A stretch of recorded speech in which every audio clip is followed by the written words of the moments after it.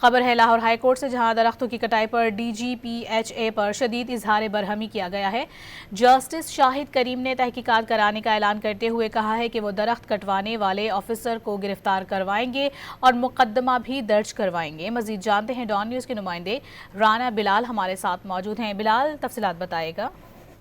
जी देखिए, लाहौर हाईकोर्ट में सदमों के तदारुक के हवाले से दायर दरखास्त पर समाअत हुई है और अदालत ने डॉक्टर अस्पताल के करीब नहर से दरख्तों की कटाई पर इजहार बरहमी किया है और रिमार्क दिए हैं कि दरख्त काटने पर PHA का जो अफसर मुलव्वस हुआ उसको गिरफ्तार भी करवाया जाएगा। इस हवाले से अदालत ने PHA से रिपोर्ट भी तलब कर ली है। आज लाहौर हाईकोर्ट के जस्टिस शाहिद करीम ने हारून फारूक समेत दीगर की दरखास्तों पर समाअत की तो दौरान में के वकील अजहर सदीक है उनकी को बताया गया कि डॉक्टर अस्पताल के सामने नहर से दरख्तों की कटाई की गई है। अदालत ने ये रिमार्क दिए कि मुतअद्दिद बार दरख्तों की कटाई के हवाले से जो है वो रोकने के हवाले से हुक्म दिया गया है, लेकिन दरख्तों की कटाई रुक नहीं रही। दरख्तों की कटाई पर SHO को बुलाकर पर्चा दर्ज करवाया जाएगा और इस मामले की तहकीकात जो है वो कराई जाए। और अदालत ने पीर तक जो है वो इस मामले की तफसीली रिपोर्ट तलब कर ली है। दौरान समाअत अदालत ने यह भी रिमार्क दिए कि मुतअद्दिद बार ये कहा गया है कि पार्क्स को रेस्टोरेंट के लिए इस्तेमाल ना किया जाए। PHA को पार्क्स के हवाले से पॉलिसी बनाने का कहा गया था। अदालत ने इस्तफसार किया कि नासिर बाग के हवाले से